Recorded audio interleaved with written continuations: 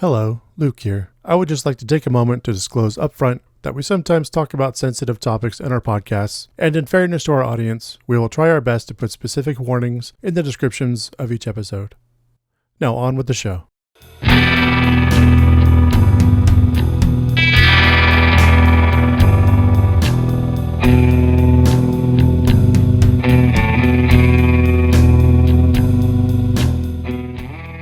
Where's the money, Lebowski? Have no idea what trouble we can keep. Unless for Bunny you can speak. 'Cause we've kidnapped her and she'll take the heat. Pissing on your rug would be a pity. Oh, they sent a tow. Fucking amateurs these days. I can get a tow. Later on for you today.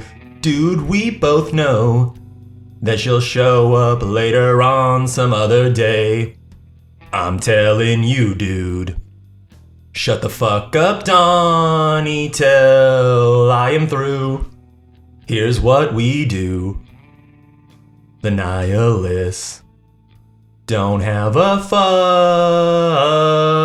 fucking clue. I brought my Uzi too.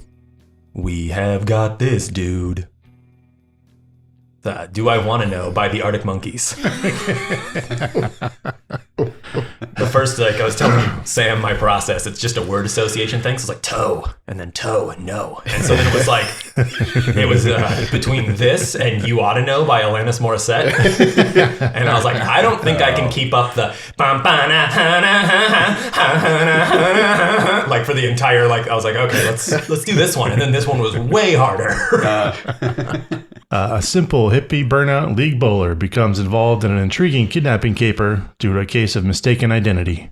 Everyone seems to be looking for the Big Lebowski. Welcome to the Nostalgia Killers podcast, where we revisit films from our youth to see if they still hold up or should be inserted into the great DVD player in the sky. I'm Luke Lone, joined once again, almost as always, by Chuck Starzinski. That's right, Bravo's one and only Chuck Starzinski. Almost always, once again, as much as before, but Javier Martinez. Just another dude joining the cast. And our special guest again today, Mr. Spoiler Alert himself, Sam Coughlin. Spoiler alert, yeah. I don't know if you listened to the show, the past couple shows, but we've introduced the Sam Coughlin Spoiler Alert. I heard it.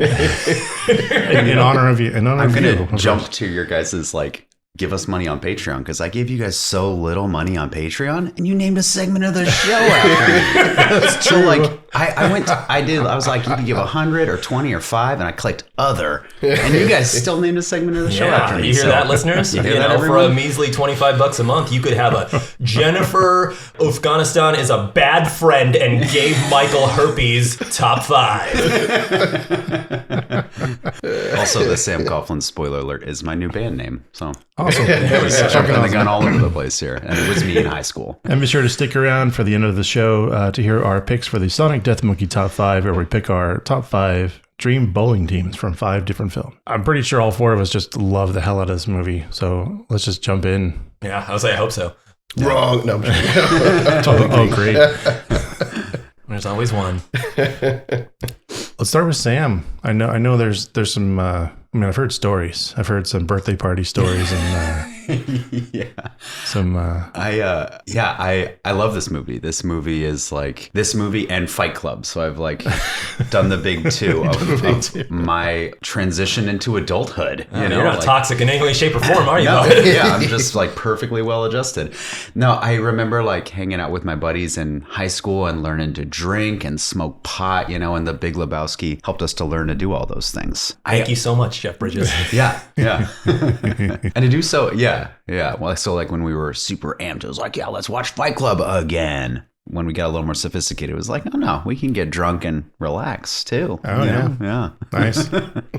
Yeah, I want to say I was 12 or so when I first saw it and instantly fell in love. I can't remember a time without the Big Lebowski in my life. It's one of those movies. If it's one of those, if it's on TV or if it's playing for whatever reason on a big screen locally or something, I'm oh, that's what I'm doing Thursday. I got to go to that. Right. It's the Big Lebowski. I still order a White Russian like a total twat almost every time I go bowling. Yeah, I've seen this movie upwards of 100 times. I probably watch it at least once a year, and it still makes me laugh. Yes. Like I was watching it yesterday for the pod and like belly laughs, like alone in my apartment at 2:00 in the afternoon. Yeah. It's so dense. I like still find new things to pick apart every single day. It's got to be in my like top 10, if not top 5 favorite movies of all time. Nice. So when I first saw this movie, I think I was about 17, but 2 things happened that night. 1, I watched this movie. 2, that was the first night that I ever got black out drunk. Yeah, maybe. So unfortunately that happened first. So the first time I saw this movie, I had no idea what was going on. I was like on the ground, like crawling. It was one of those. Uh-huh. And my best friend, he's like, I guess this was his way of trying to sober me up. He's like, dude, just sit down, we'll watch this movie. Like it's great. You'll love it. You're a movie guy. I was, and dude, I was coming in and out of consciousness. Like, what the fuck is going on? Fuck this movie. Like, this is fucking stupid. Just going on and on. My buddy was having a terrible time. He's like, dude, just shut the fuck up and watch the movie. Yeah. And so I like remembered like little snippets here and there, and I could not follow the movie, obviously. And so I was just really like adverse to watching this movie for like a while, because I was like, dude, I saw that, like it was stupid. He's like, come on, you know that doesn't count. Like you were, and I was like, no, but trust me, I remember enough, man. But yeah, eventually I got around to seeing it again, and I was like, oh, this movie's fucking great. Like, I mean, it's definitely on my rotation somewhere, that's for sure. I saw this when it came out when I was 18. I probably saw it as a rental. One of my cool uncles rented it, and we watched it. And it was, I didn't understand it. It was like one of the first truly independent films that I'd watched. It was there for its own sake. You weren't supposed to come away with any kind of message or anything. It was just there to be weird, and I was all there for it. And I don't know if I was always a laid back person, but after I watched this movie, and I didn't really take it in to like be as part of my identity or anything. But on my first ship in the Coast Guard, I was called the dude. Like they just immediately called me duder, and like I was just laid back, didn't give a shit or whatever. And I wore a Baja jacket. I kind of dressed like Jeff Lebowski, but I didn't. Was it intentional? It was not intentional at all. But I love the movie. I love the hell out of the movie, and I have no problem identifying with being the dude or whatever. Hell yeah, I'm more of a Walter. It's a problem. It was so much that people didn't know my name. They just called me the dude or dude. Huh.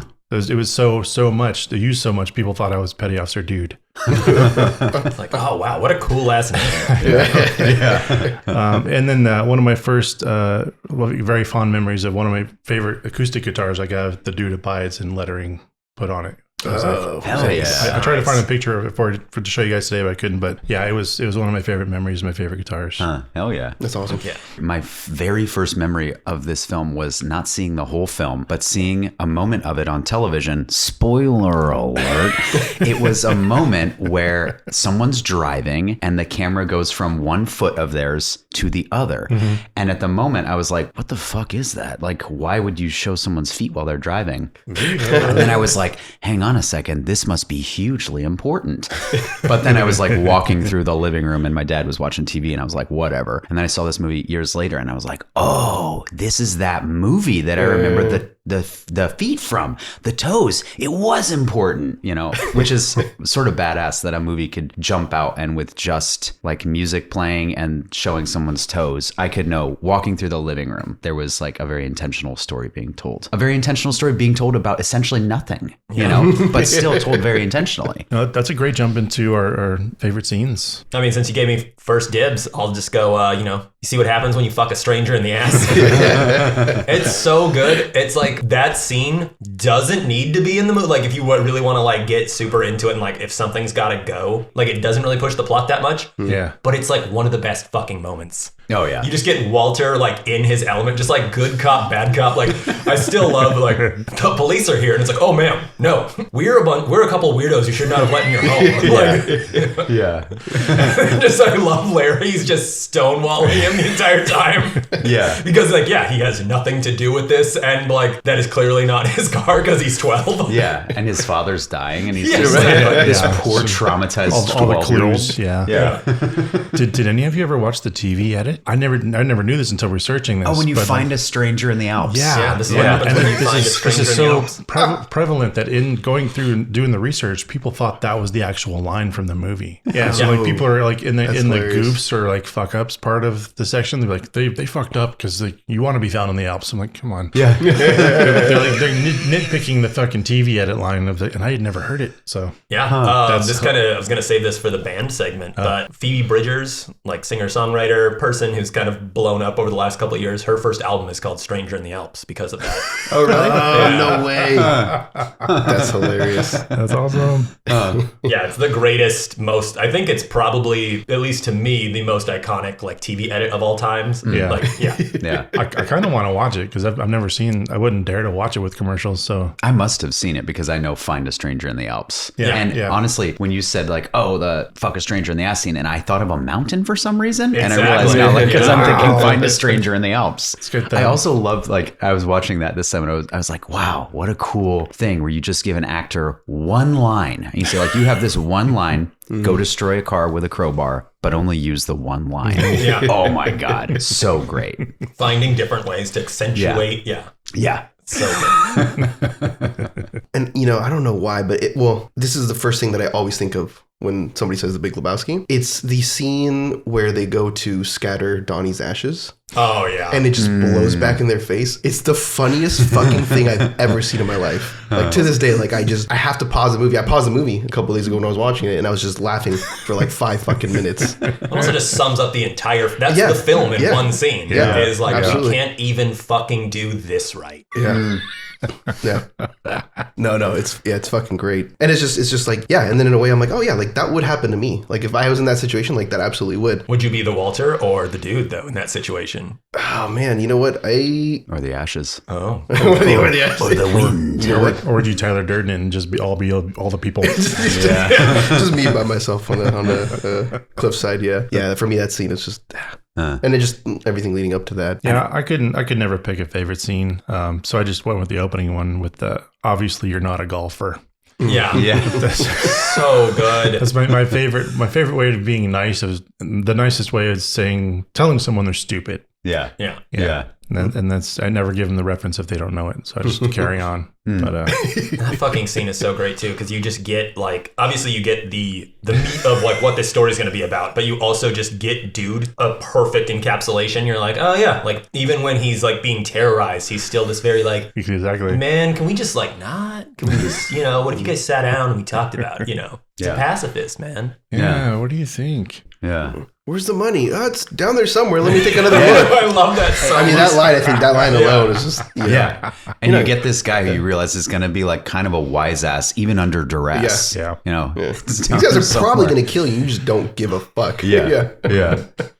This time rewatching it, I was sort of appreciating the acting. Like they're in the bar and it's Donnie in the middle, and you can watch Donnie turning his head left and right and watching the dude and watching Walter, and you could watch him, and it's a great scene. Mm-hmm. And then you're watching Walter and the dude, and they're kind of like monologuing vaguely towards one another, and the timing of it is just like so perfect, and it's all one long shot. And I was just appreciating the pacing of the acting, which is, we don't give comedy a lot of room in our aesthetic. Like good acting happens in dramas, but they're just so on top of it, those guys. And like John Goodman, like the way he's like, they're on top of their cues, which you don't have to be in a movie because someone will do that for you later. But they're really just like playing these scenes so excellently. Yeah. So I loved, and then there's like a few scenes where they're in the bowling alley just chopping it up. And I really appreciated those this time. Although if I have to go with my nostalgic attachment, it's probably John Turturro. Anytime that John Turturro is on screen. He's only two, like he's so iconic. He's not there that in two much. fucking scenes. Yeah. And then he comes on like his big scene where he freaks out about Shomer or Shober? Shomer Shabbos. Shomer Shabbos. I watched it with the subtitles on. Yeah. This time. His like Or the big closed scene captioning. is like when the whole movie is like pretty much ended. Like Yeah. spoiler alert, Bunny's back, blah, blah, blah, blah, blah. There was no money. And then here comes John Turturro having his big moment. Yeah, John Turturro is probably my nostalgic attachment. I fucking love the scene when the dude gets his car back and he's having a good time time and he's smoking his joint and finishing his little like warm beer and he's listening to the Creedence because it's the one thing that didn't get fucking stolen.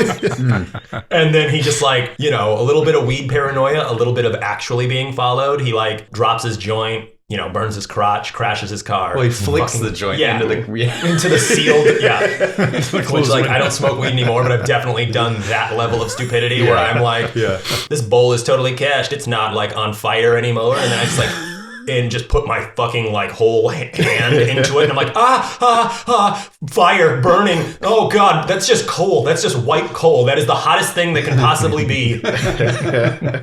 So, yeah, just definitely been there. Yeah, just really, you already touched on Jesus, but, like, all the character introductions are so good. Yeah. And I love that we take the time to give everybody their own little introduction without being too on the nose and snappy about it. Like, it's like, oh, no, like, this is who Jesus is. This is who Maud is. Even like someone as simple as Jackie Treehorn. You get like the stupid porno party and all that. And then you just like, he just walks into frame like a 70s like, TV Demigod. Personality. Yeah, he's just like, I'm Jackie Treehorn. Yeah. And it's like, you didn't even have to tell me that. I could have guessed. Yeah. But yeah, so good. You know, another moment that I'm realizing, oh my gosh, we're gonna go all day here, guys. Is that moment where the little Lebowski gets thrown into the back of the limo and he has to explain what's happened with the money, and he's you know, there's a lot of, you know, and as I understand it, again, most of my knowledge about this might be just hearsay and conjecture and like my dad being a little bit extra and being like, did you know this? Yeah. But that is all scripted. Like supposedly every one of the uhs and ums and you knows is scripted. No and way. He memorized that speech word for word, Holy which shit. is incredible. That's fucking insane. Yeah. Like that's wild. Yeah. The Holy acting shit. in this movie is just, and it's so, you don't, I mean, I notice it because I'm looking for that, you know, but you don't really notice it. It's just like so spot on. Oh my gosh. It's just the little things in the movie for me, honestly, is what I like. Like another one of those I have to pause the movie is when he fucking stupidly nails the chair like the wrong way. Like the dumbest looking piece of 2x4 with fucking nails sticking out of it, and it just props the chair out, and it just immediately they open the door and it falls over. Oh, The door opens the other way. It's like you fucking live there. How do you not know how your door opens? Fuck, man, I miss Philip Seymour Hoffman. What a fucking treasure, dude. Just that little laugh, dude. He does this with the open teeth, and oh, dude, it's so good. So fucking good. For me, it's the Gypsy Kings Hotel California, and in larger part, the entire soundtrack to this movie. Is a huge part of my life. The soundtrack's a character. I would argue. Yeah. There was like during the military and all that stuff. No matter how stressful life got, how like close I was to just breaking from whatever the fuck was happening to me, my mantra was "Take her easy, dude." In Sam Elliott's voice, and immediately calmed me out and centered me again. Like I'm not even a spiritual person or into that kind of stuff. No matter how like ready I was to just start fucking crying and like just like yelling at people, that in my head turned it all off. I don't know if that's healthy. No, I think it is. But I think like it's it. Well, I mean, it's like being able to center yourself. Like obviously, it's probably healthier. Like momentary. Exactly. Deal with things when you have the time to deal with them. But like in a highly traumatic, stressful environment, it's like, no, we need to be. Sure. It's healthy if you use it to a means to like a positive, healthy end. You know? Exactly. We need to stay on course. If you say it while you're like cutting up the bodies or something, But no, if you're using it to like bring yourself a moment Take her easy, dude. But that was like watching this again yesterday. I realized how important this was to me. It's a whole movie. I never intended it to be part of my identity, but it is. Just is. I just gotta say my nostalgic attachment. Also, my favorite part. Also, like every single character that you meet. I said John Turturro, but all the characters. I love the Coens. The way that they get these like well-known actors and/or actors that you will never see again, and get great performances out of every one of them. Ready to go on to nitpicks? Maybe? Yeah, we should move on because otherwise we'll be on this for another hour. It's totally fine. Well, for me, I don't have any nitpicks really. I just have like a question. Like, what happened at the doctor's office when he slides his shorts down? Oh, he got a little, Was it handy or probably a prostate massage? Probably a prostate. Yeah, I'm guessing. Just because like he's an older not old, but he's older, and it's probably just to be like, oh, is he in breeding health kind of thing? But in order to make him super happy, like in the very next scene, I was like always wondering what the hell happened. I think that's just like the beauty of that like car scene is it's a juxtaposition of like, oh, this is gonna suck, and then all of a sudden it's like, well, life goes on, baby. Like, they didn't steal Green River. Like, Green River Side A is playing. I've got, like, my roach. I'm fucking cruising. Yeah. I thought it was an I got laid joke. Oh, it could be. Yeah. Well, the song that's playing is "Looking Out My Back Door." Yeah. Oh, there it is. Yeah. Yeah. That makes sense. That makes more sense. Yeah. So I think we know, yeah.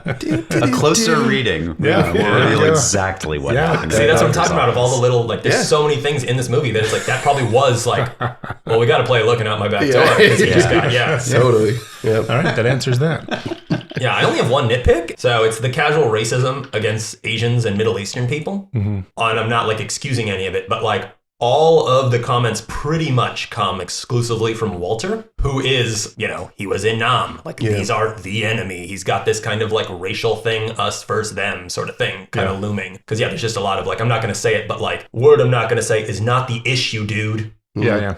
Like that bit, like just those little bits. And then also I love that he's like, and also that's not the right nomenclature. It's Asian American. Yeah, if we're going to be hateful here, if we're going to be xenophobic, let's do it properly. Yeah. I got a couple. I'll be this guy. Of course you do. Yeah. No, of course. please.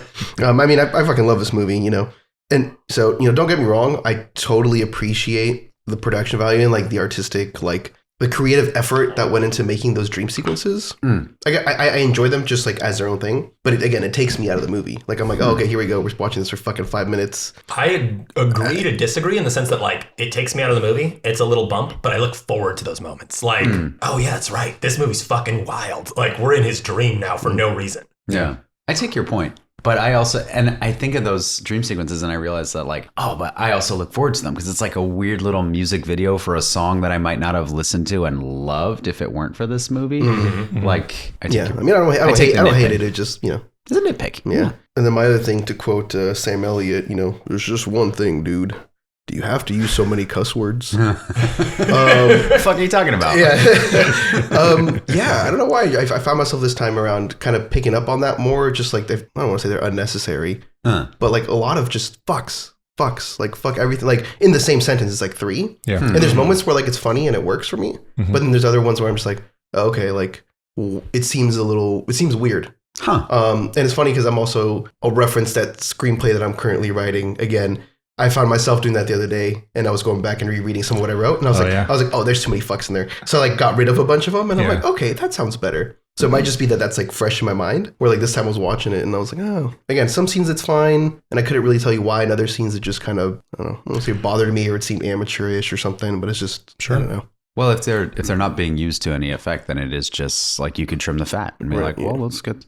Yeah. I mean, I think writing is always best when you cut out the stuff you don't need, right, and get right down to the. I can't say I noticed any more or less, but that's kind of just how that generation talked too. I don't know if it was a lack of schooling or a lack of interest, but it's just there's a generational inarticulation that happens, and then your only way to express anger and fear is to say fuck and shit over and over and over and over. And like, yeah, I don't use it much myself because I think it's just the easy way out, especially when you're writing. Like you can just, you know, there are better, easier, more articulate ways to express yourself and say things. But for this movie, I don't think I've ever noticed.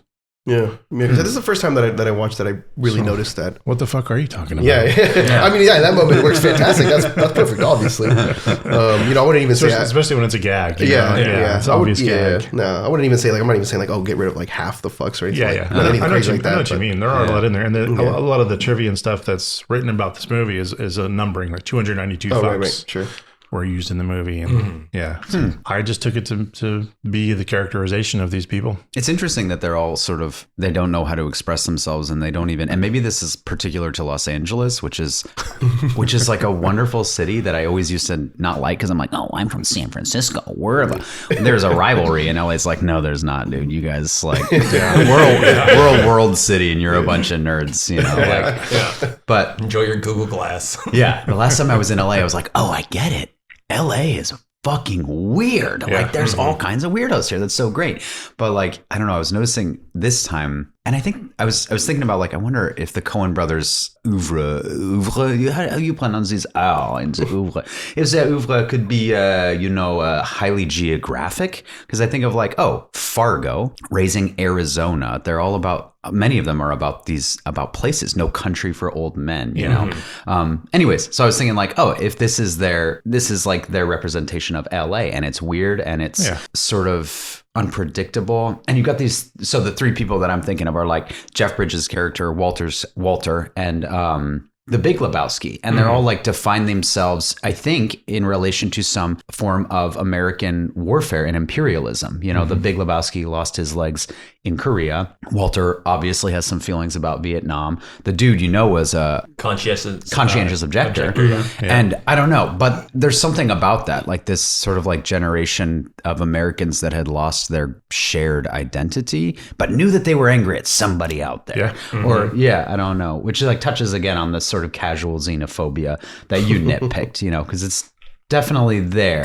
It's not really like, that's also the problem with the xenophobia is like, it's not genuine. It is just like a general anger at the outsider. Yeah. That's all it is. Yeah. But maybe as like a holdover, because it's like, well, my dad called them that. Exactly. So, that's what the American public was trained on during the wars. In order to have a war, you have to have an enemy. Yeah. You have to have another. You have to have another. Yeah. The man in the black pajamas, dude. Yeah. Yep, exactly. We're the adversary. Yeah. Oh, God. I also have a nitpick. I think that Steve Buscemi is too little to roll. Just throwing that out there. I don't think he's got enough heft to really throw that ball. He's not throwing rocks. And if his form were, there's like one scene where you see him throw a strike and he says, I'm throwing rocks all day. And I just thought like, it didn't look like you put a whole lot of weight into that little guy. That's my nitpick with the film. My one nitpick. I don't believe that Steve Buscemi could roll a strike if he didn't work on his form.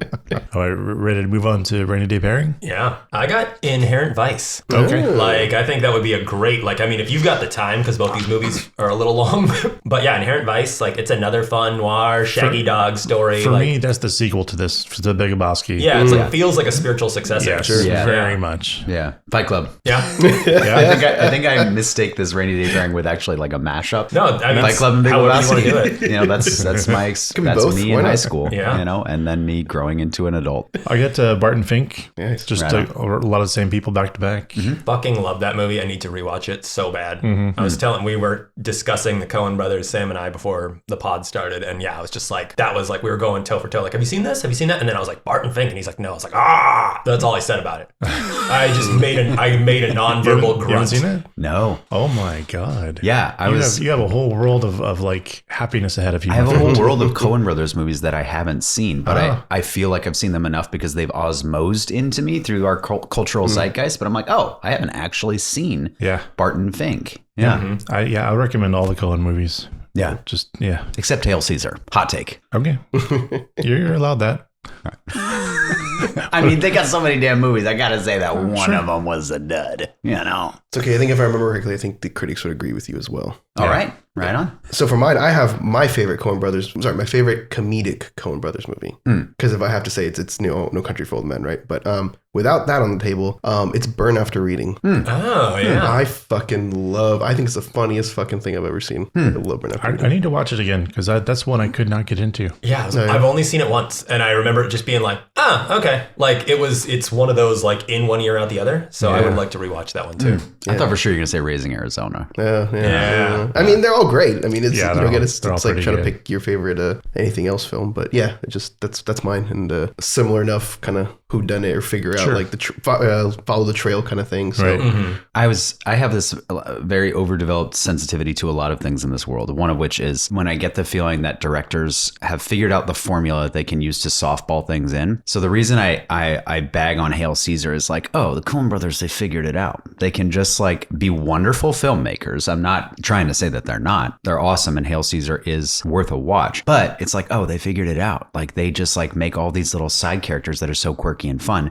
But then when you get a star-studded cast of just fun, quirky side characters, maybe lose the movie a little bit. And I think that's why I don't really like. I watched Burn After Reading. In one ear out the other a little bit from me too. But I think maybe that's because I got the sense that they were like, oh, they figured it out. They can get like all these stars to do little side characters, and it'll be super funny. Sure. I think it deserves a rewatch though, because I don't know. A lot of people were like, "Oh, Burn After Reading, that's super. That's the best one." You know? Yeah, that's. I don't know. On to this movie's cocktail, which was delicious, and I just chugged accidentally. Yeah. It's almost 11 in the morning. I'm ready for another one. For the Big Lebowski, today we're drinking the Jesus. So we've got 1 ounce of a homemade Café de Hoya liqueur. So I took some rum and I infused it with coffee, cinnamon, clove, nutmeg, a little vanilla. And then you've got 1 ounce of Blanco Tequila, topped with 1 ounce of a vanilla liqueur whipped cream. So you stir together the liqueur and tequila over ice, top with whipped cream, and whatever you do, just be careful, man. There's a beverage here. Delicious, man. Loved it. Yeah. If anyone needs a second, I don't have, that was the last of my tequila, but we've got, other things that can go in there. It's all good. I feel like it wouldn't be a Big Lebowski podcast if somebody didn't get up during the recording at some point and make themselves a White Russian. Right. And with that, we got to feed the monkey, man. Let's take our first ad break. Yeah. Stir those up. Ad break. And we're back! Welcome to Nostalgia Killers Trivia, where we ask our guests what they really know about the Big Lebowski. Thank you, Chuck. Yay! Fanfare! All right, calm down. All right, we'll start with the first question. Even though this is our first Coen Brothers movie, which longtime Nostalgia Killers hero was involved in the production of this film? A. Paul Verhoeven. B. Roger Deakins. Or C. Steven Spielberg. B. Roger Deakins. I'm gonna go B. Roger Deakins as well. That's B as in boy, Roger Deakins, locking it in. I'll say Steven Spielberg just to be different. Good answer is B. Hey! Roger Deakins is the cinematographer for this film. Oh, no shit! Dude, I didn't even. Oh my god! I didn't even say the I noticed that at some point. I was on Wikipedia looking at the cast, and I was like, Roger Deakins, how do I know that name? Yeah. So you're telling me when we get to that category, it's just the movie? Probably Pretty wins. much, Yeah. He'd be proud of his own work, Yeah. All right, question 2. True or false? This film and its cult following has inspired the creation of a religion called Dudism, with over 220,000 Dudist priests. That's fucking true. I want that to be true. That's true. Absolutely. True. Hey! Yeah. It's amazing. Like I knew there was a yearly like get together. Like everyone does a yearly watching and dresses up and that's great. gets in character. Even from LA to San Francisco, even over to Europe now. But I didn't know that they've like kind of established their own religion too, which is awesome. It's just the philosophy of the dude, like just take it easy. One imagines that the Dudist priests wear bathrobes, and then one thinks like, isn't that what Catholics wear too? Actually, Exactly. Buddhists, yeah. They're onto something. I kind of want to join. I like the idea of like christening, like just flicking little bits of like fucking Kahlua and vodka on somebody. Yeah. All right, question number 3. There are meta-theme gags in this film. Which is a meta reason for the dude to dislike Quintana? I'm gonna go. It's an actual like Jeff Bridges thing. Jeff Bridges actually hates it. Like he hates Quintana. Yeah. Quintana. Oh, okay. Oh, that doesn't make sense. I'll say that Jeff Bridges lost some roles to John interesting. Turturro. Yeah. That the nation of Mexico opposed the Port Huron statement when it was released. Fantastic answers, but all incorrect. I'm sorry. Ding, ding, ding, ding, ding. We all lost. The theme, the character theme for Quintana is Hotel California. Though played by the Gypsy And he Kings. fucking hates the Eagles. Yeah, of course. It was a tough one. I threw some really. There's some curveballs in this one. Oh, that was a great one. It's Yeah, perfect. we could have perfectly gotten fine. that. Yeah. Yeah. All right. Number 4. True or false? The script was written with Jeff Bridges in mind. I'm gonna go false. I'm going to go true. False. False is correct. Hey. The script is written with John Turturro, John Goodman, and Steve Buscemi in mind. Oh, gotcha. Huh, Jeff Bridges is actually the last cast person in this movie. I was gonna say, if you were gonna like, you know, in a alternate reality kind of thing of just like basing the character off more of their personality, it'd be like, wow, I did all of that and now I forgot the actor's name. Josh Brolin. Yeah. Played the dude to be like, oh yeah, because if you've ever seen like Josh Brolin interviews and stuff, he is the dude. Yeah. He's just this very laid back. Like, I could absolutely see that. Yeah, very much. Did they have someone in mind? Or they tried one of their famously kind of would have been a mistake, but they were trying for Mel Gibson. Oof. Oh. I think that's what the studio wanted. Huh. But, Interesting. Yeah, it's hard to say. I mean, a lot of this stuff behind the scenes. Who knows what's true? No, dude, that's the big Lebowski. I'm the anti-Semite. Anti-Semarino. Yeah. It's like, I really love all the xenophobic elements of the script. They're like, well, they're ironic, Mel. Wink, wink. Also, I'm going to say ding, ding, ding after every answer, regardless of whether anyone got it right. It's all right. We'll loop it in. That'd be great. Yeah. Question number 5, true or false? Jeff Bridges would wear the dude's clothes home at the end of the day, not to stay in character, but because they were his actual clothes. I'm going to say true. True. I'm going to say false. True. Hey. Ding, ding, ding, ding, ding, ding. So Jeff Bridges walking into this was asked the Coens, did you guys follow me around in high school? Because he was like, this character was him, basically. He was himself, despite being based on Jeff Dowd and X-Line. I think that's how you say his name. Jeff Bridges kind of just based the entire thing on himself. And he brought in a lot of his own clothes, and they went to thrift stores and bought all this stuff. And he still wears the stuff out on when he plays the dude in outings and stuff. Really? So. Huh. Nice. That's funny. I kind of wanted to dress up for this episode, and I thought a great thing to do would be to just go into a thrift store and buy the first thing that I saw. We're not recording, but I was going to just rock my bathrobe, basically. Yeah. Right on. Question number 6. Deep dive double points. Ooh. I got to remember this for editing purposes. Which actor in this film is a long-running character actor in the Harry Potter films? I mean, Javier probably knows it. Yeah. I'm just going to go on a wild guess, and I'm going to say Marty the landlord. Huh. No, it's David Thewlis. Sorry. I was not going to get it. I was not going to get it. That was a deep dive. That was a really hard one. So double points to Javier. Yeah. Who's David Thewis? Knox Herring's Maud's little Ramus. assistant. The Giggly Man? Yeah. Yes, The I video love the Giggly artist. Man so Yeah. much. Yeah, Thewlis is an amazing actor. He's hilarious in everything he's in. What the fuck is your Good deal, call. man? Dude, oh my God. Also, maybe can we just add a segment to this episode only where we just say our favorite bits for like 20 minutes? I'm super bored. We'll do that during the second break. Okay, right on. Question number 7. Freeze frame. What sneaky clue exists in this film to link Walter Sobchak to John Goodman's character Charlie Meadows in Barton Fink? This isn't fair to you. I'm sorry. No, I'm not going to get it anyways. I would. Yeah, they're not either. Okay. It's okay because it's like really obscure. Oh, This is one of those things. Yeah. Cynthia's dog.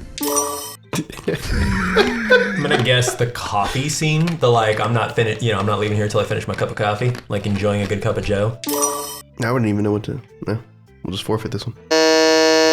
So on the Sobchak security sign on his store, you see for a freeze frame. You have to freeze the frame to see it. But he's selling security and peace of mind. Oh. And in Barton Fink, he's a life insurance salesman, and his whole business is selling peace of mind. Mm-hmm. Oh, when do you see his Sobchak security store? When he goes right before the ringer scene, right before he goes to Is that where he picks him up? Oh, I've never caught that ever. Yeah, it's Sobchak security, and then I thought it was clever for noticing Sobchak Security's van at some point in the movie, but I didn't notice the storefront. Wow, that's a good one. yeah. It also tracks that guy would own a fucking security company. Yeah. I didn't expect anyone to go in. I just wanted, it was interesting trivia. Yeah, it's a fun one. Hell yeah. Question number 8. The stranger, Sam Elliott, is known for many manly films. In what other movie did Sam Elliott star alongside Ben Gazzara, who's Jackie Treehorn? Was it A, Tombstone, B, The Quick and the Dead, or C, Roadhouse? B. I'm gonna go A, Tombstone. I'm going to go C and round it out and then chew some ice directly into the microphone.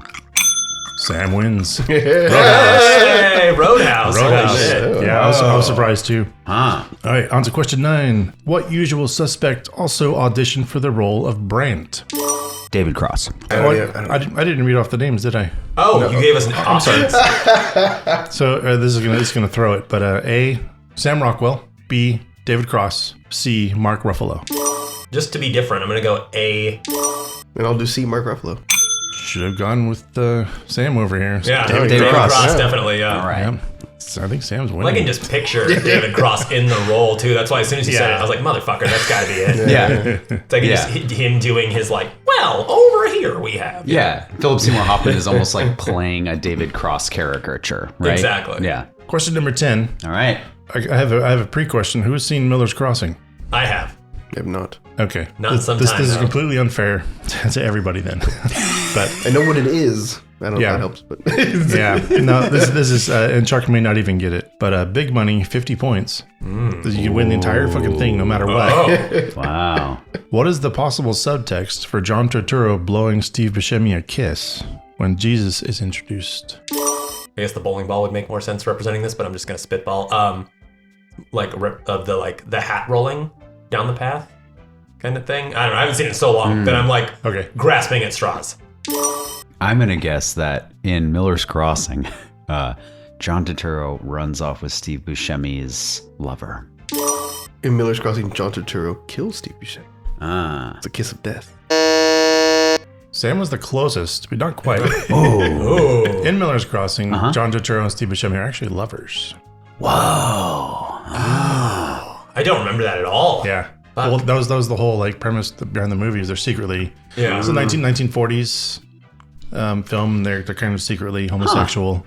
And Did I say that I was imagining that this was a homosexual affair, that John Turturro ran off with Steve Buscemi's lover? I think you already won. Who was a man. I was like pretty close right there. Total guess. Ooh, bonus question. True or false? They were able to get the rights to the song that plays during the credits because it was owned by, this is true, huh? He's nodding. Luke's nodding away. I spent 5 hours researching You this. also just gave away that it was true. Not even asking the question. True or false? False. They were able to. I like it. Hobbies always got to go the other Stick to my direction. guns, Huh? yeah. They got the rights to the closing credits song because the rights were owned by the guy, the old manager for the Rolling Stones, and he wouldn't give it to him for less than $150,000. And they said, "How about this? You can watch the movie and decide what you think." And the second the dude says, "I fucking hate the Eagles," the guy stands up off the couch and says, "You can have it." Yeah. That's fucking amazing. True or false? Hobby locked in false already. Oh, true. That's true. Yeah. That's amazing. Yeah, Dead Flowers is a Rolling Stones original, so it's, Townes Van Zandt plays the cover of this. I fucking love this song. Yeah, that concludes our trivia. Congratulations to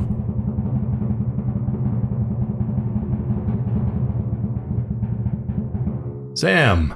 Woo! Your prize is in the mail. And with that, we'd like to move on to thanking our executive producer, Daddy Martinez. Yeah. Thank you, Addie. Addie, once again, thank you. And also, I think the last time I was on, I accidentally made a pass at you, Daddy. I was trying to hit on Chuck. Just to be clear, Chuck was dressed up real nice, and I told him he looked good. I think it was all a big mistake. Yeah. Thank you so much for allowing me to be on the show again. Yeah, thanks again to the big Martinez. We're here with the dude, but the big Martinez, pulls the strings, and you too can pull the strings. Yeah. For a mere $15 a month, you can become an executive producer, and we would love that, and we'd shout you out every time. I'll make a shitty joke about your name. You're gonna have a great time. Right on. And with that encouragement, we'll go on to our second ad break. Woo! Ad break number 2. Ad break.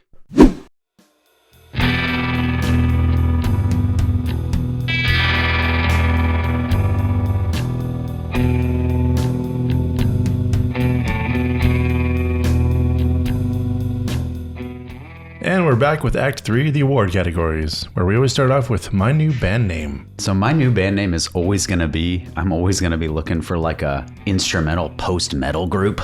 And I found it pretty early on when Woo's being on the carpet, he turns over his shoulder and says, "Ever thus to deadbeats, Ever thus to Lebowski." deadbeats. So I think my new band name is just Ever Thus. Yeah. That's awesome. I like it. And all their songs are 18 minutes long. Mm-hmm. Yeah. Nice. Yeah, what a rich and wonderful quote for such a small, Right. unnecessary Nick part. trading on a rug. And he just ever thus to deadbeats. Semper Tyrannis. Yeah. Oh. And it's funny because he says deadbeats and then the Big Lebowski says deadbeats. So there's like something in the air. I don't know. It might just be a coincidence. But they're Jackie Treehorn's guys. And he's like, make sure that deadbeat knows. The dude is such an iconic deadbeat. Yeah. That's like you see that man in his robe paying for, a little thing of half and half with a check Yeah. for and 68 you can't help but cents. think And this you're guy's like, a deadbeat. fucking deadbeat. Yeah. The police chief calls him that too. Yeah. Yeah. Stab our town, deadbeat. Yeah. Maybe the same person wrote the script. No. Maybe. Oh, Yeah. that's the connection. Yeah.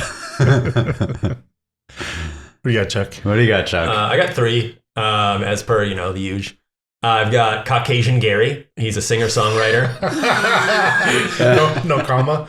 Yeah, no, just Caucasian Gary. The quote is, of course, another Caucasian Gary, or hello, Caucasian Gary.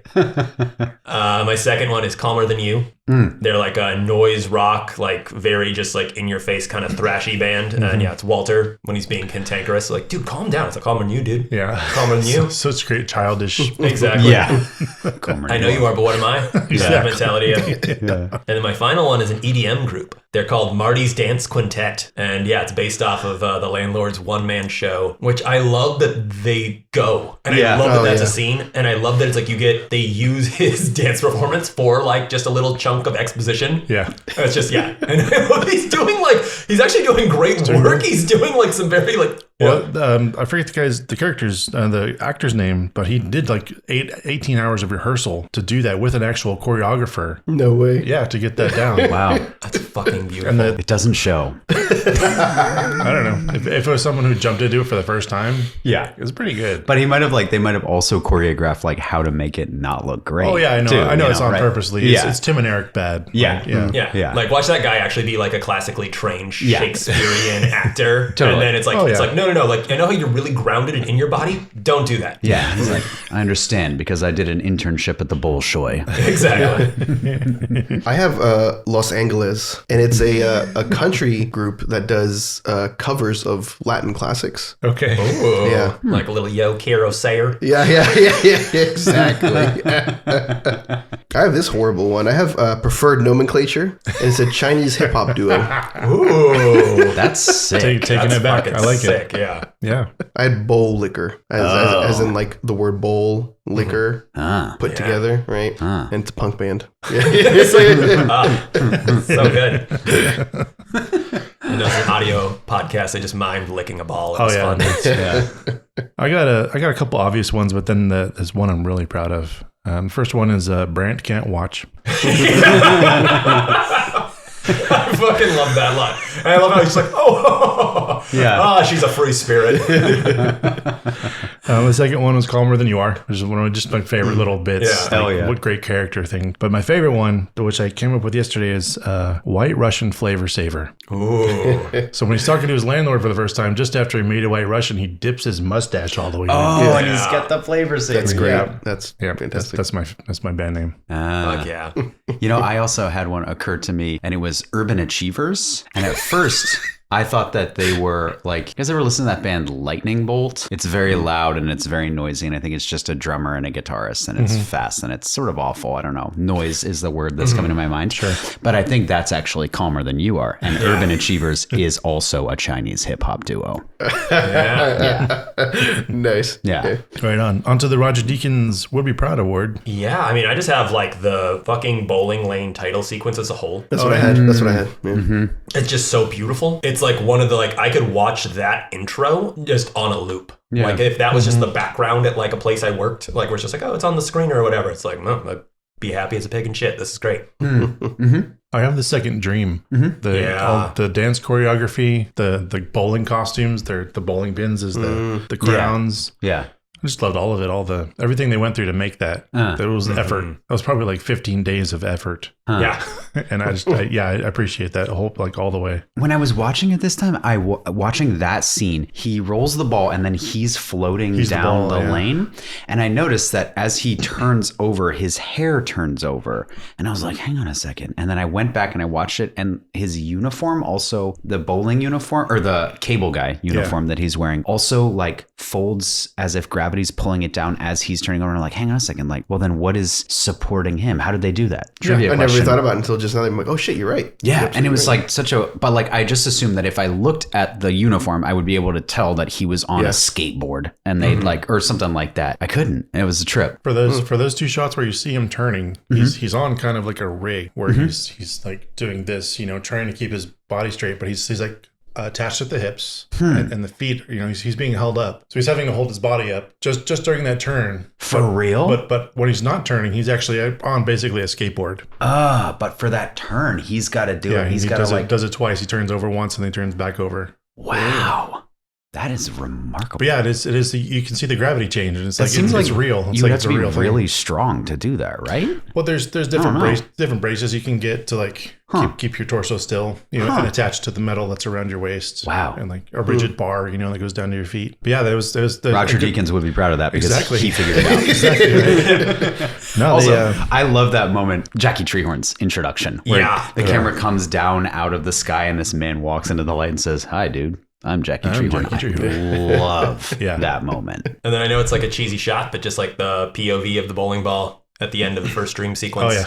Yeah. Just like watching it roll. Apparently, if you watch there's CGI in it, the point of view from inside the ball. And if you look at the beginning of it, the person who rolled the ball is Maud. Oh. It's her shape. Like with her hair. I didn't realize until watching it this time, and then I looked it up, and it's what they went for. But there's one more shot I want to talk about that I just realized you mentioned it earlier. It's when they're sitting at the bowling alley. Yeah, and it's the three of them there, and it's a oneer. I was waiting for it to cut. Yeah, it's a oneer, and then at the end, after Walter and Donnie leave, it kind of just slowly pushes in on the dude, and it pulls back out, and the stranger's there. It's all one take. Yeah. It's like, how many times did they have to do that shit? It's amazing. Just like amazing camera work. Yeah. And like, you don't know if that's the dream. You don't know if that's the transition because nobody else sees the stranger. Yeah. And by keeping it as one shot, it like makes it even more of a question as to whether or not the stranger really exists, you know? It's like, oh, well, these guys were just standing here. Yeah. Yeah. And then they just let the tension of the scene hang there and let the music play. Yeah. And nobody does that anymore. I just fucking love it. Just let it play out. That's definitely one of my favorite shots. We'll move on to, is that Channing Tatum in a dog collar award? I'm surprised at the amount of times that this guy shows up that I'm like I don't know, I just never realized it until we've been doing these. I'm like, dude, Flea? Yeah. Yeah. I was like, holy shit. I was like, is that fucking Flea? I've never noticed him until just now. I was like, oh shit, that's fucking Flea for sure. And I just realized, I'm like, yeah, he shows up in like 20 different movies for like 3 seconds. Really? As like Thug number 2 or like... He's in Back to the Future too. He's Shit. I didn't know that. Yeah. He's the boss like on the screen. Like you can always tell by the fucking field goal of his teeth. Yeah, exactly. Yeah. But no, I love Flea. Yeah. Or if he's standing next to anyone. Yeah. Don't fell.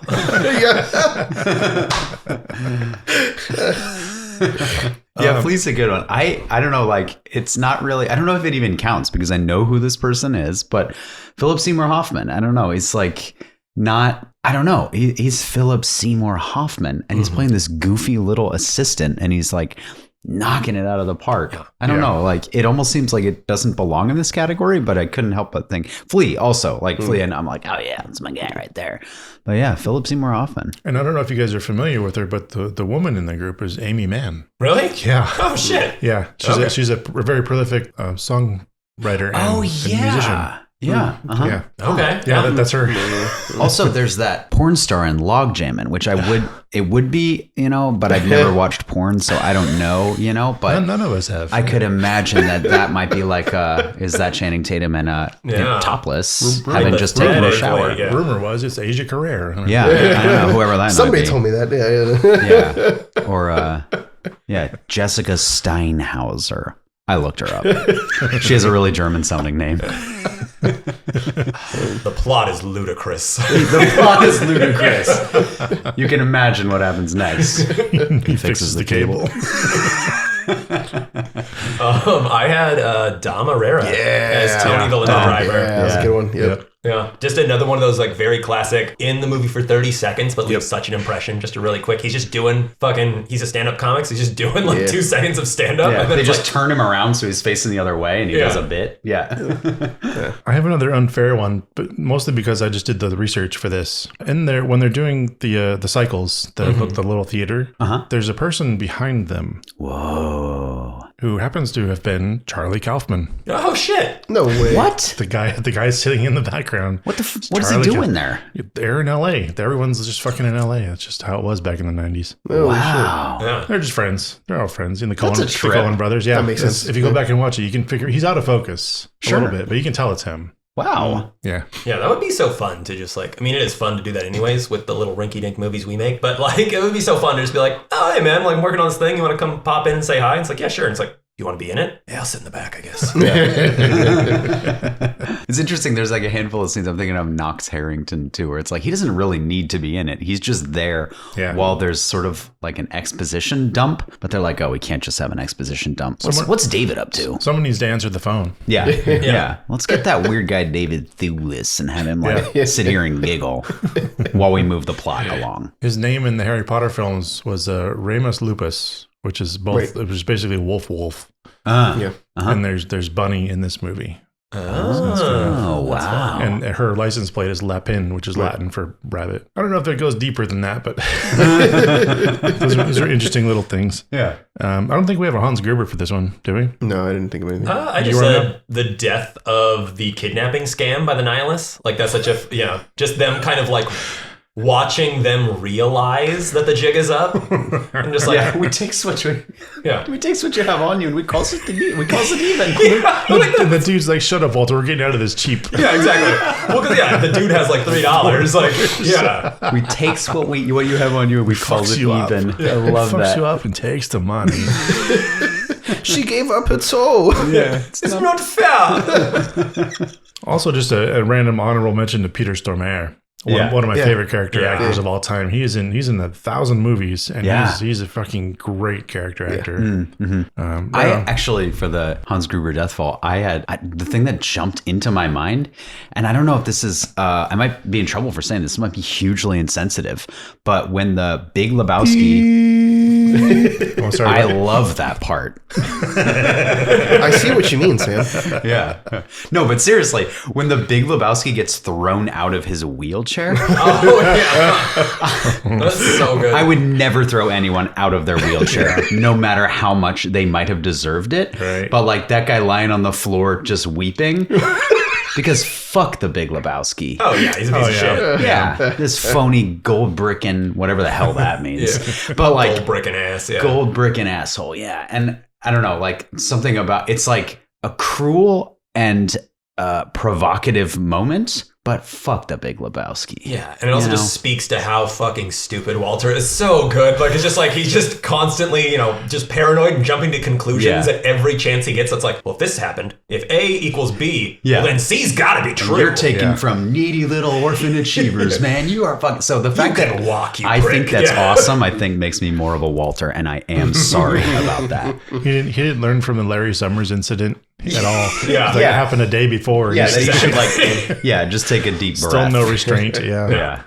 But the Big Lebowski's like fall because he's so proud and like such an asshole. Why I like Waterworld. A controversial hot take. I don't have one. I said that the Jesus might not be a pederast. Like, because Walter that might have been conjecture. Yeah, Walter is such an embellisher. Yeah. And like is such a just like, again, like he jumps to conclusions and stuff. The Jesus might just be a fucking creep and probably a pervert. Well, not probably, definitely a pervert. He's licking filthy balls like on the lane, Yeah. But he might not be a pedophile. He might just be like, oh, that guy's fucking weird. Yeah, that guy fucks kids. That occurred to me when I watched it this time. We went into an entire scene in Walter's mind. Yeah. Because we show him walking down the street, going door to door. Exactly. Wow, this movie's even deeper than we might have thought. Which actually, during that scene, Chuck, you didn't bring it up. Huh. So I will go ahead and do this. This is for you, Julia. Cock talk.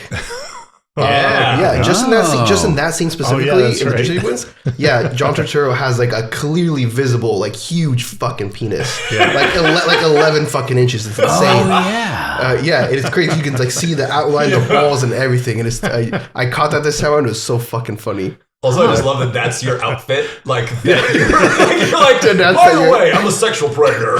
Got the tightest fucking jeans on. Exactly. Chest revealing shirt and everything. Oh, it's great. Yeah. I have a controversial hot take, maybe. And it's that I would imagine for a lot of people, like, I think this is a great movie. And I think for a lot of people, it's on like a top 5, top 10, top 25, wherever you have it. My controversial hot take is that if T-Bone Burnett doesn't put together this fucking rad soundtrack, it's not on that list. Maybe it drops from your top 5 to your top 10, your top 25 to your top 100. But if it doesn't have such a rad soundtrack, that soundtrack ties the film together. It's like the rug. It's like the rug. Yeah, that's my controversial hot take. Is without this soundtrack, this film is not the quality of film that it is. It's riding on Kenny Loggins, huh? Yeah, baby. All right. I can get behind that. I think I had the soundtrack for much longer than before I had the actual DVD.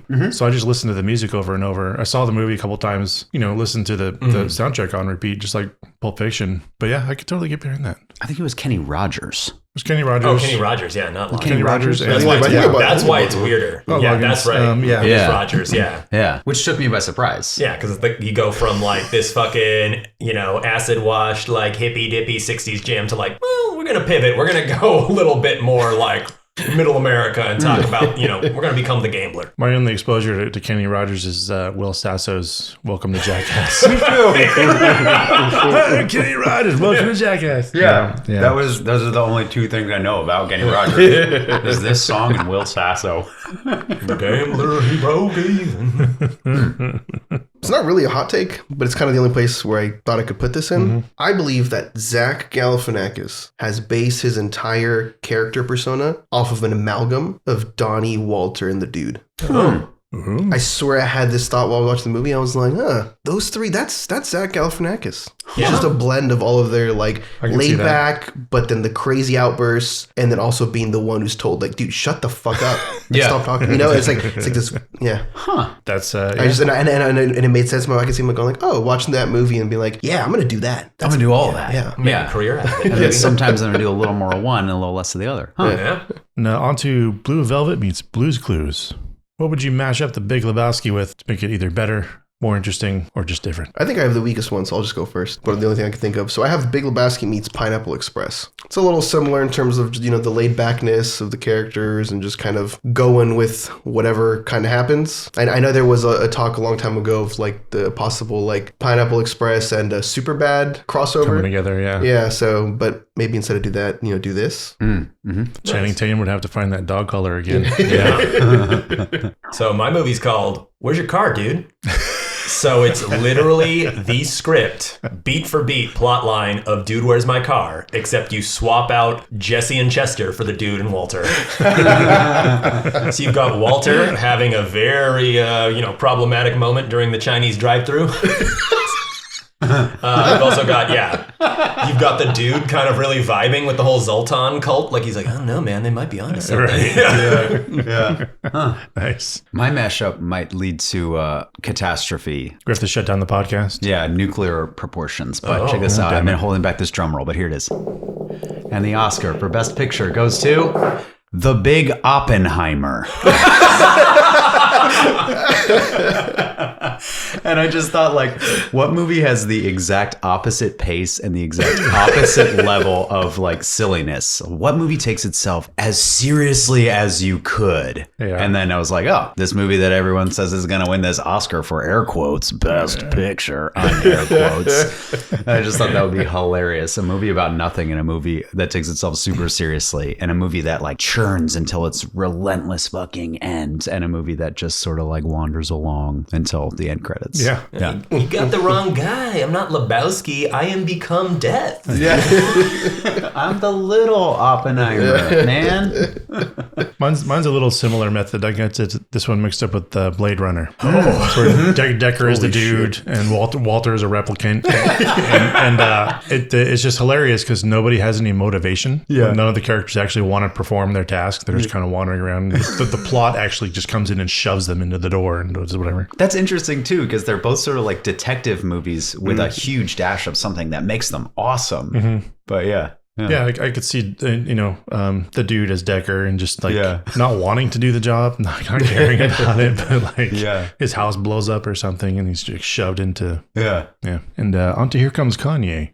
We interrupt our show for self-promotion and what did I call it? Pluggables. Yeah. Oh, forgot the English word there for a minute. Sorry. You got anything, Sam? I got nothing. I got nothing. Yeah, I'm like working on a eulogy for the dreams of my 20s, just like chugging along into my 30s and hoping I can keep this going. There we go.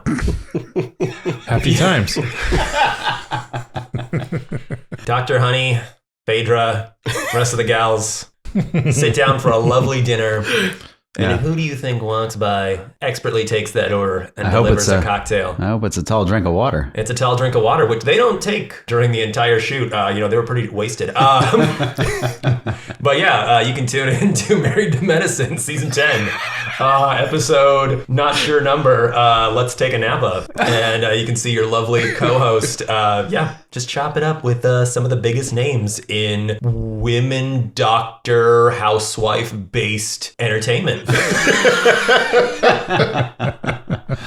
It's gonna be huge, man. What about you, Javi? You said you're writing something. Have you already plugged this? No, I haven't plugged it. No, it still just lives in my laptop. I was hoping to bring it today, but I didn't. Promise I will try to bring it in next time. Right on. I just want to get far enough that I'm like, it's not just like, oh, we read like 2 scenes that don't really go anywhere story-wise. I kind of want to get a little more. So, right on. We'll go on to Do We Call Jules and Vincent? What's our verdict on this movie? Fuck no, it lives. Yeah. Like the flame burns eternal. No doubt. Yep. I don't know. Shut up. I don't know.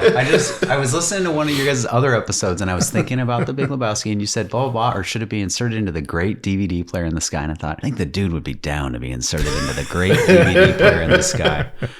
But yeah, it lives. Nope, also, hang on a second. I want to, I'm realizing that you guys sort of changed the format. Do you still do Who Won the Movie? No, we dropped it because we couldn't really get enthusiastic about it, but you I'm seem about to be fucking enthusiastic. It, the Coen brothers, they win. Okay. Yeah. They write a really wonderful screenplay. I always just I'm sorry to interrupt and railroad you guys real quick, but like this screenplay, I just want to shout it out because it is about nothing. The screenplay moves along. I love screenplays where scene B has to happen because of what happened in scene A, and then scene C has to happen because of what happened in scene B.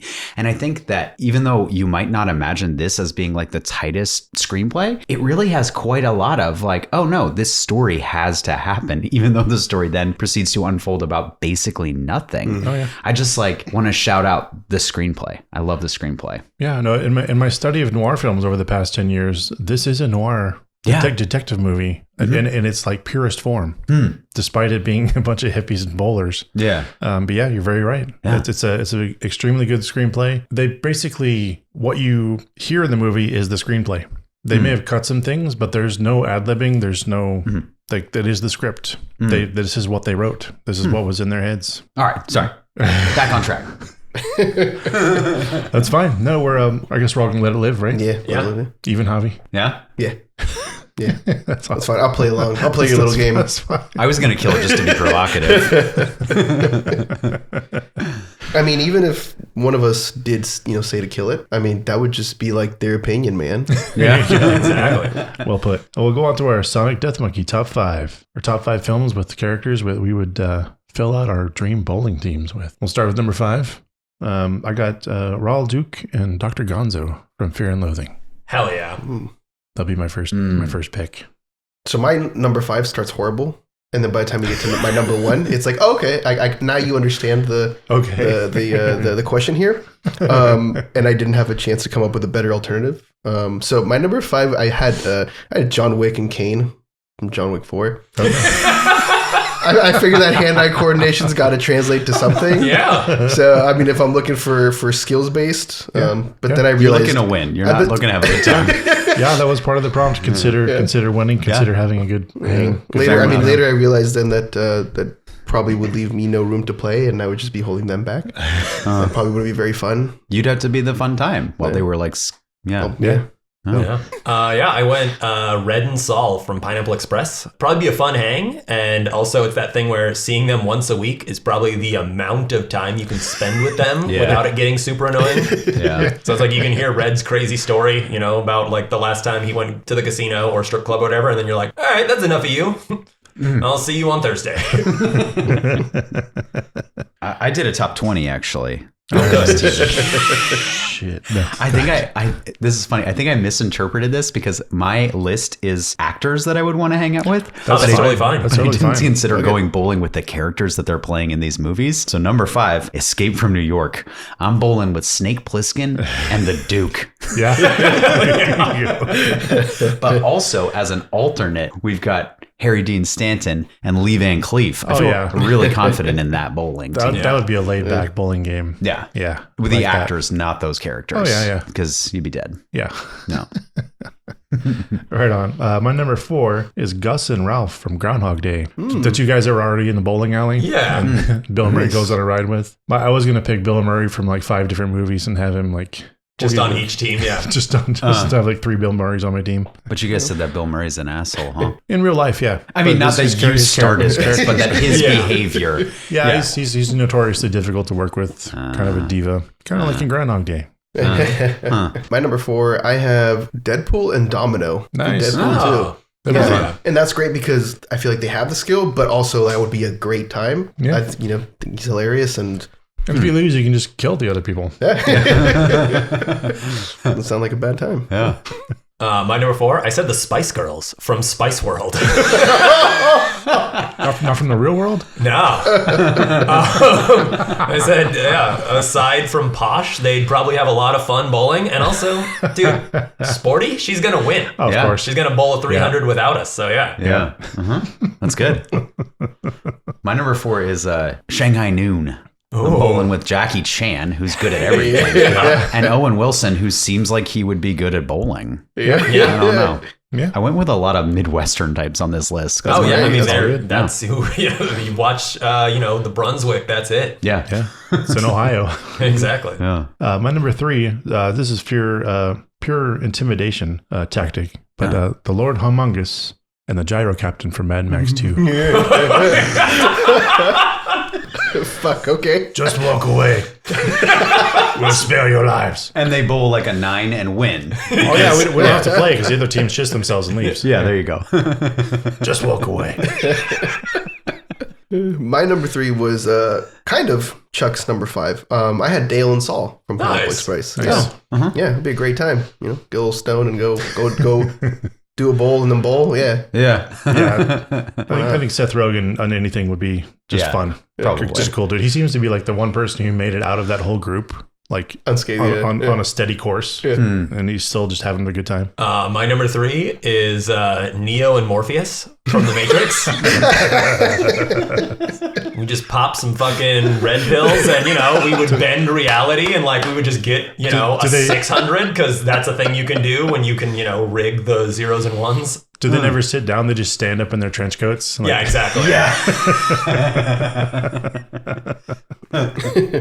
I love it. What are we on? 3. Number 3. I went with Spaceballs just because, again, I was going for actors and I thought John Candy. Like, who would I want to hang out with? 100%. John Candy. Yeah. He can roll. Yeah. And then I guess who's the other one from that? Is Bill Pullman? Is Bill Pullman in this? Bill Pullman, yeah. Is he the guy who's playing? But I would also go with Rick Moranis. Yeah. Like Rick I Moranis would be thought fun, of that would as be well. fun to hang out with. Yeah. Yeah. Seems like a Donnie character. And is that like the Chewbacca and Han Solo pairing, right? John Candy. Yeah, the John and- Candy. essentially. The Johnny Dog, yeah. But Rick Moranis is the alternate, definitely. Yeah. Yeah. My number 2, I get Simon Pegg and Nick Frost from Hot Fuzz. Hell yeah. yeah. Yeah. That'd be a fun bowling. Apparently in the UK they bowl a lot too. Oh, yeah? I didn't know it was big there, but they have bowling alleys and it's pretty normal. Nice. That makes sense. I thought It's an indoor thing. Yeah. Shitty weather. Yeah, exactly. I thought it was mostly an American thing, but apparently they have the same rules, same size court and everything. So, So do they bowl on the left side over there? My number 2, I have JB and KG from Tenacious D. Oh, yeah. Yeah. Nice. I feel like that would be great. And, Once a week. Once a week. Yeah. They could talk about how much they love the Eagles. Yeah.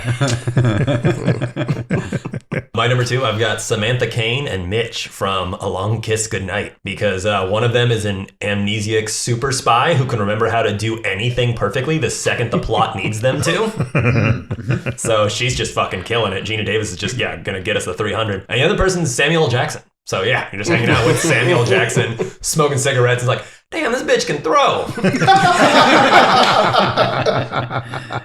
I thought of Gina Davis myself. I was like, hey, I gotta get a lady on this list. Gina Davis can roll, right? Yeah. But I didn't put her on the list. That's okay. My number 2 is 3 billboards outside Ebbing, Missouri. I think it's because my mind is like, oh, who would I bowl with? And Kingpin jumps into my mind, and Woody Harrelson has to be there. Yeah. But I'm hanging out with Woody Harrelson. And then I think, I don't even know who my alternate is. Like my other one, is it Sam Rockwell, who can probably roll, or Frances McDormand, who can probably roll? Yeah. I don't know. Who's married to Joel Cohen. Yeah. Right. Yeah. But Woody Harrelson is definitely. Yeah, I recently watched that movie for the first time, and I love it. Oh, yeah? Like, I see what the hype is about. Huh. And I just, I've never seen it.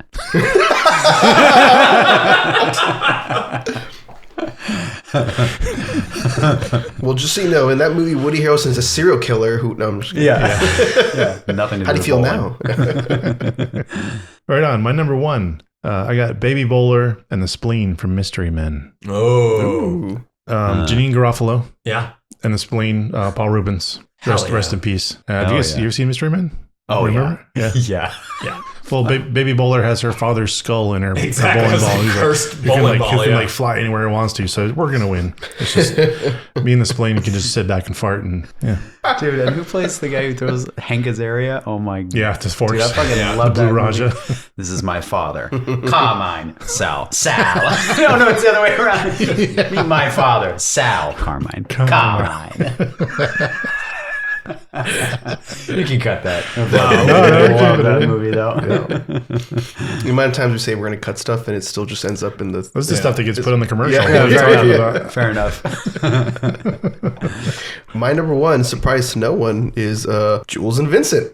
Nice. Oh, there you go. Kind of riffing off of yours thing from earlier, Chuck. Yeah, I mean, Samuel L. Jackson, and I just feel like we could debate the semantics of foot massages and whatnot, and the metric system in France. So Yeah. Nice, good time, man. Yeah, it's a movie like I never pictured until now. My number 1 is just a mirror of my number 5, just less annoying. My number 1 is Floyd and Wooderson from Dazed and Confused, because it's going to be a super chill time, and there's no way Floyd's not a good bowler. And Wooderson has to be a good bowler too, because it's just like... Wooderson's got the weed. Yeah, exactly. Mm-hmm. It's like fucking Austin, so they're just like, yeah, man, when the high school girls are busy, like, I actually go inside the bowling alley and I bowl. My number 1 is Lucy and Desi. I feel super confident about this one. There you go. Because I think that Lucy is one of the great comedians of our time. And I think one of the great, not even of our time, of ever. I bet that she could roll a strike while making me laugh. Yeah. Mm-hmm. And then when she was too much, you just like roll over and hang out with Desi and he'd be a little more relaxed, you know, but he'd probably still also know how to bowl. I feel really confident about that pick. That's a great one. Nice. Yeah. I've recently learned about just how much we owe RKO as like for having the culture we have in film, because they backed so many movies that like you would never know. Really? And I'm like spacing on the names now. At whose behest? Was it Lucy? Lucy and Desi's RKO, their production company. Because I know that there's like a ton of comedians that are like, yeah, I wouldn't be who I am if Lucy hadn't walked into that boardroom and like said like, give this person a fucking bigger part, and then left. You know, we on top of them entertaining us, we owe them so much for Broke a lot of ground. Yes. Yeah. I had no idea they were RKO. Yeah. Well, that brings us to the end of our show. If you're still listening, thank you very much for listening. I've been Luke Lones. I have been Javier Martinez. I have been Chuck Starzensky. And I will continue to be Sam Coughlin. Spoiler alert. And we have been the Nostalgia Killers. Bang, bang.